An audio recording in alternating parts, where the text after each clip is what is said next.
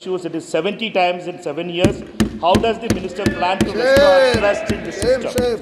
There is no evidence of paper leak in last 7 years in any numbers. So there are incidents. अब मैं मंत्री जी मैं एक बार बोल दूं इस बात पे। चलो मंत्री जी आप शॉर्ट में जवाब दो, फिर मैं बोल ही देता हूं आज। The Indian examination system is a fraud. That is what is at stake here.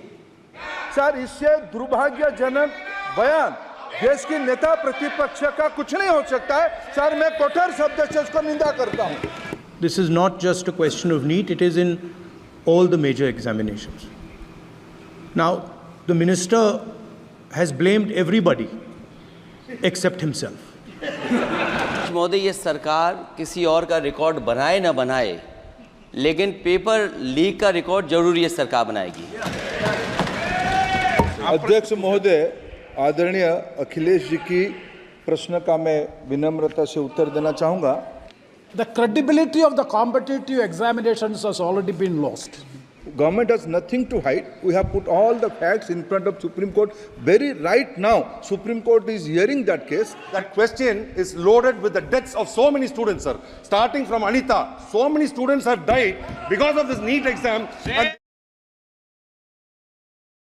माननीय सदस्य। Sir, can the minister provide specific details on the measures being implemented to ensure the integrity of the examination process and to prevent future incidents of paper leaks, including any technological advancements or additional security protocols?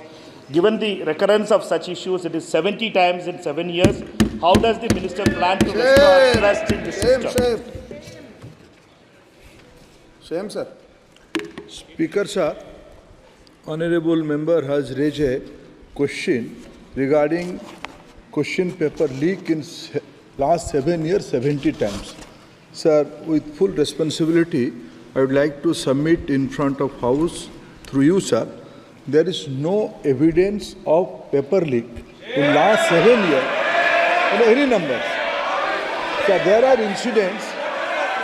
Already this case, right now, Speaker, sir, this case is going in front of Honorable Supreme Court. All the things has come out. Every question has put in front of Supreme Court. Honorable CJI is personally presiding over that bench, and with full responsibility I can say, in last, after NTA, more than 240 examination has been conducted, more than 5 crore students has been applied, and more than 4.5 crore students successfully participated in the examination. These are the all fact and records. Supplementary. Sir, in light of the severe breach in the examination process and the significant impact of over 24 lakh students, does the minister accept the responsibility for these failures? Given the gravity of the situation, the uphold accountability and integrity of the office, will the minister consider resigning? Speaker, sir, I am here on the mercy of my leader, Prime Minister, sir. So, whenever accountability comes, my government is collectively answerable to that. Sir, regarding anomalies and some information of malpractices, yes, Speaker, sir, in the out of 4,700 centers, only due to proactive approach of Bihar police, only in one place in Patna and surroundings points, there is an incident of anomaly. Central Bureau of Investigation is getting into the details. Some action has been taken. Nothing is, when hiding nothing, everything is on record. Only singularly one incident is there. That is in around of Patna, and Bihar police and CBI are proactively taking action on that. Dr. V. Kalanidhi. Sir, it is unfortunate that the Honorable Prime Minister is not here for this discussion where This is of a national importance, sir. आप प्रश्न पूछिए। The Honorable Prime Minister was here. He could have waited for 5 minutes. आप प्रश्न पूछ रहे हैं क्या? Sir, I will tell you, sir, this NEET is a problem which is being faced in all states, sir, especially in Tamil Nadu. We have been, from its inception, we have been objecting to NEET, and we have said that the decision to implement NEET should be given to the states, sir. The states should be allowed to decide whether NEET should be practiced in the individual states or not. Sir, we have asked a question if there is a proposal to scrap NEET, and that question is loaded with the deaths of so many students, sir. Starting from Anita, so many students have died because of this NEET exam, and they come out with a single line, sir. At present, there is no proposal to scrap the NEET UG examination. We probably should write it on their deathbed, sir. We should write it on the students' deathbed that the government is saying that we have no proposal to scrap this things. Sir, I request that this government should scrap NEET. And you are talking so much about the constitution, sir. Sir, during the emergency, you are talking about Samvidhan and all those things. Sir, 1 minute, sir. I will finish. Speaker, sir, with your permission, I would like to. Okay. Sir, I would like to submit in front of you, in front of this House through you, sir. Sir, let me inform this August House the background of the NEET. When this has been the singular All India examination pattern, when this has been decided. I am putting the facts in front of you. Sir, in 2010, for the first time, this decision has been taken by the then government. Sir, everybody knows in 2010 who was in the government, who has supported this government. First time in the 2010 this decision has been taken. Subsequently twice this issue has been raised in front of Honorable Supreme Court. Both the time Honorable Supreme Court has recommended for a single examination in all India level. At first, this examination was conducted by CBSE. Subsequently, the new agency, National Testing Authority, has been assigned to conduct this examination. This is a continuous process. From the 2010 onward, this debate is on. Those who have decided to conduct that examination in those days, today, due to political reason, they are putting fingers. Today, there is categorical answer from government. Due to Supreme Court's guidance and the instruction, single examination, All India pattern examination is very successfully on. And regarding Tamil Nadu, sir,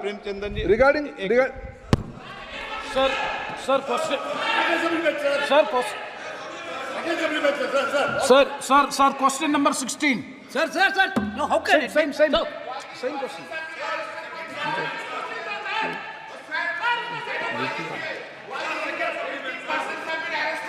Sir. NK Premchand ji क्या आप प्रश्न नहीं करना? NK Premchandan ji. Sir, please. Sir, the basic issue before us is the credibility of the competitive examinations has already been lost. Sir, 24 lakhs of students have appeared for the NEET UG examination this time. The corruption begins from the date of registration. Now, this time the registration date has been extended, and for correcting the Aadhaar updation, that has also been extended, and the leakage of paper has also happened in Patna. And after all these things, now the future of the students is in big danger, and they are very much apprehensive. They are all approaching us as the people's representative. So the point is, the CBI investigation is going on. So far, only one case is registered and one FIR is registered. CBI investigation is going on, and a committee has also been constituted to look into it.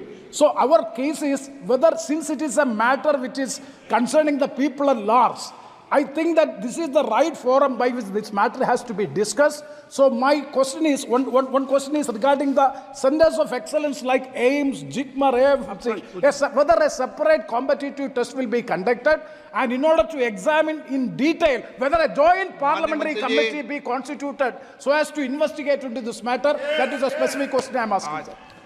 Honorable Speaker, sir, as I said in my previous reply, there is a background why this pattern of NEET examination is conducted. With utmost respect to this House, I am again politely saying, due to different views, Honorable Supreme Court has categorically twice said this centralized examination pattern has to be there. Regarding some anomalies, very government has nothing to hide. We have put all the facts in front of Supreme Court. Very right now, Supreme Court is hearing that case. It will be proper to just wait and watch what Supreme Court is giving instruction, and this House is open to any kind of discussion. Akhilesh Yadav ji 1 minute में सबका जवाब दूंगा आज। चलो बैठो। अध्यक्ष महोदय, मैं आपका धन्यवाद देना चाहता हूं। देश के बहुत महत्वपूर्ण सवाल पर आपने मुझे पूछने का समय दिया है। अध्यक्ष महोदय, ये सरकार किसी और का रिकॉर्ड बनाए ना बनाए, लेकिन पेपर लीक का रिकॉर्ड जरूर ये सरकार बनाएगी। अध्यक्ष महोदय, मुझे इसके बैकग्राउंड में नहीं जाना है कि पूछें। अध्यक्ष महोदय, मुझे बैकग्राउंड में नहीं जाना है कि कब कैसे किस संस्था को बनाया गया है। पूरे देश के छात्र इस पे आंदोलित थे। लगातार अखबार और सीबीआई की जांच के बाद चीज़ें सामने आ रही हैं, लोग पकड़े जा रहे हैं, जेल भेजे जा रहे हैं। मैं अध्यक्ष महोदय आपके माध्यम से पूछना चाहता हूं मंत्री जी से, क्या सेंटर वाइज जिन बच्चों को सबसे ज़्यादा नंबर मिले हैं, क्या उसकी सूची जारी करेंगे? 30,000 सीटें जहां हैं, कई सेंटर अध्यक्ष महोदय ऐसे हैं जहां 2,000-2,500 बच्चे पास हो गए हैं। सरकारी सीटें 30,000 हैं, कई सेंटर में 2,000 से ज़्यादा पास हो गए। कई प्रदेश के ऐसी जगह है जहां पर कुछ सेंटर से 600 से 650 से ज़्यादा सबसे ज़्यादा नंबर हैं। और अगर वो संस्था इतनी क्रेडिबल थी तो अध्यक्ष महोदय जिन सेंटर्स पे ये परीक्षा हुई उन सेंटर्स का इंफ्रास्ट्रक्चर क्या था? क्या मंत्री जी ने जानकारी की थी इस बात की? अध्यक्ष महोदय, मेरे आपके माध्यम से एक ही निवेदन है कि बिना ये मंत्री जी रहेंगे तो न्याय नहीं मिलेगा बच्चों को। अध्यक्ष महोदय, आदरणीय अखिलेश जी की प्रश्न का मैं विनम्रता से उत्तर देना चाहूँगा कि अभी सुप्रीम कोर्ट में जो चल रहा है केस, सुप्रीम कोर्ट ने ऑर्डर दिया पूरा विद्यार्थियों की सूची को वेबसाइट में उपलब्ध करा दो। सर, पिछले 3 दिन से देश भर की सारे विद्यार्थियों की लिस्ट पब्लिक डोमेन में उपलब्ध है। ये सारा चीज़ खुले पे है और कई प्रकार की तर्क आ चुका है। सर, मैं एक अभी उसमें केरल के विद्यार्थी भी अच्छे किए हैं, क्या हम ये कहेंगे भी वहाँ भी कुछ गड़बड़ी हुई थी? ऐसे आरोप करना, मैं देश की ग्रामीण इलाका, देश की एसटी एससी इस बार सबसे अच्छा परफॉर्मेंस करने वाले देश की एसटी एससी ग्रामीण बैकग्राउंड आर्थिक पिछड़े लोगों की है। क्या हम उनकी मेधा को हम चुनौती देते हैं? और बाकी रहा क्वेश्चन पेपर लीक की, सर मैं शुरू से मेरा एक स्टैंड रहा, राजनीति नहीं करना, लेकिन अखिलेश जी जब वहाँ दायित्व में थे उस सूबे की, सर सारे सूची है कितने बार उत्तर प्रदेश में क्वेश्चन पेपर लीक हुए हैं। माननीय एक मिनट प्लीज, एक मिनट। राहुल गांधी जी, आप प्रश्न पूछना चाहते हैं? Speaker sir, it's obvious to the whole country. It's obvious to the whole country that there is a very serious problem in our examination system. This is not just a question of NEET, it is in all the major examinations. Now, the minister has blamed everybody except himself, right? I don't even think he understands the fundamentals of what is going on here. आप प्रश्न क्या है आपका? आ रहा हूँ sir. Sir ये मैं question को सेटअप कर रहा हूँ। इसलिए प्रश्न पूछते हैं। ये the issue is that there are millions of students in this country who are extremely concerned at what is going on and who are convinced that the Indian examination system is a fraud. That is what is at stake here. Millions of people believe that if you are rich and if you have money, you can buy the Indian examination system And by the way, and this is the same feeling that the people in the opposition have. And that is why we are asking some very simple questions to Honorable Minister. Number one, as this is a systemic issue, what exactly are you doing to fix this issue at a systemic level? Yes. That's the Okay. first question. Okay question में चल रहा है अभी। Please. अब मैं मंत्री जी मैं एक बार बोल दूं इस बात पे। चलो मंत्री जी आप शॉर्ट में जवाब दो, फिर मैं बोल ही देता हूं आज। आप शॉर्ट में जवाब देना प्लीज। अध्यक्ष महोदय, मेरे जो शिक्षा है, मेरे जो संस्कार है, मेरे जो सामाजिक जीवन है, मेरे को मेरे राज्य की, मेरे सूबे की जनता की स्वीकृति मिली है। मैं किसी की, मेरे बौद्धिक और मेरे संस्कार की सर्टिफिकेट मेरे को सारी सदन में किसी से नहीं चाहिए। देश की प्रजातंत्र में चुन के मेरे नेता प्रधानमंत्री मोदी जी को प्रधानमंत्री की भूमिका दिया है। मैं उनकी निर्णय से यहाँ उत्तर दे रहा हूँ सदन को। बाकी ये कहना चिल्लाने से सच झूठ नहीं हो जाएगा साहब। ये जो कहा गया देश की अभी की एग्जामिनेशन सिस्टम रबिश है सर, इससे दुर्भाग्यजनक बयान देश की नेता प्रतिपक्ष का कुछ नहीं हो सकता है सर। मैं कठोर शब्द से उसको निंदा करता हूं। बाकी रहा, मैं सर आपके सामने, आपके माध्यम से देश के सामने सर एक तथ्य रखता हूं सर। जिन्होंने रिमोट से सरकारें चलाई है, 2010 में 3 बिल आया था सर शिक्षा सुधार के लिए।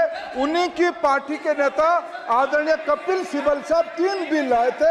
उसमें से एक बिल था एजुकेशन, उसमें एक बिल था prohibition of unfair practice bill 2010, जिसकी उद्देश्य एजुकेशन इंस्टीट्यूशन में माल प्रैक्टिस को बंद करना। सर मेरे सरकार की हिम्मत है, अभी हमने पब्लिक एग्जामिनेशन की रेगुलरिटीज में बिल लाए, कानून बनाए। क्या मजबूरी था कांग्रेस पार्टी की, क्या मजबूरी था नेता प्रतिपक्ष की? उन्होंने उस बिल को उठा किया, किसके दबाव में उठा किया?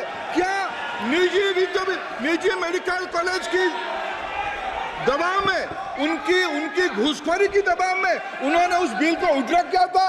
सच सुनने की सामने ही है ये। मैं किसी की विद्वता पे प्रश्न नहीं उठाता हूं, लेकिन सच 2010 में शिक्षा सुधार की बिल उन्हीं की सरकार ने लाया था, दबाव में उन्होंने उठ रखा। ये हमको प्रश्न पूछते हैं। एक मिनट प्लीज, एक मिनट प्लीज। मैं सबको मौका दिया, सबको मौका दूंगा। एक मिनट माननीय सदस्य प्लीज 1 मिनट बैठिए। प्लीज बैठिए। आप पहली बार, हाँ 1 मिनट। रिकॉर्ड में नहीं जा रहा। कल्याण जी प्लीज। कल्याण जी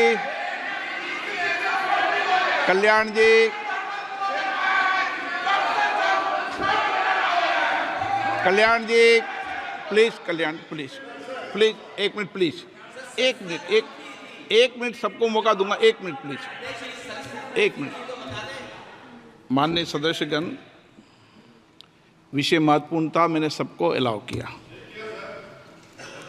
लेकिन एक बार इस सदन के अंदर ये सार्थक चर्चा होनी चाहिए, क्योंकि प्रश्न ये था कि परीक्षाओं के विषय के अंदर, और आप सबको पता है देश में अलग अलग राज्यों के अंदर भी अलग अलग दलों की सरकार रही, और उन अलग दलों की सरकार में आपकी भी सरकार रही, अन्य दलों की सरकार रही।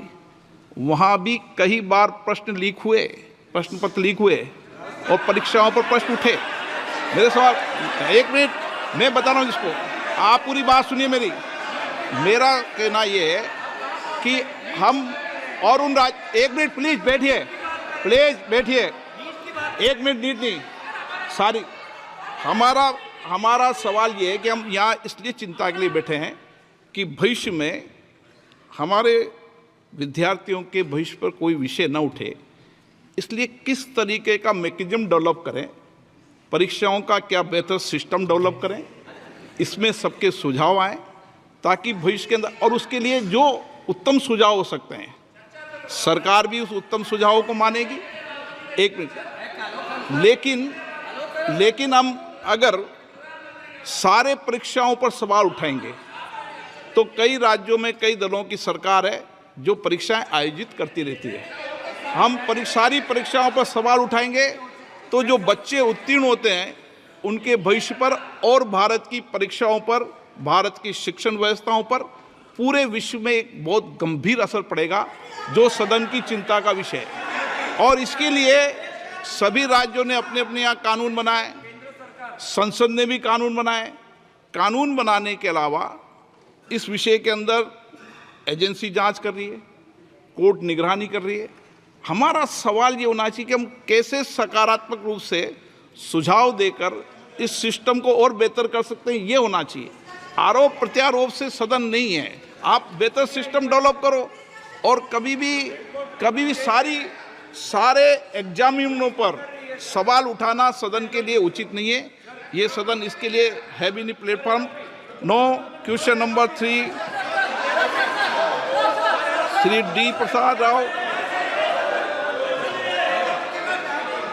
प्रश्नकाल में सबको सवाल उठाने दिया, और एक बार सवाल उठाने के बाद दोबारा नहीं उठाने दिया जाता। संसद नियम प्रक्रियाओं से चलती है और नियम प्रक्रियाओं से मैंने चलाया।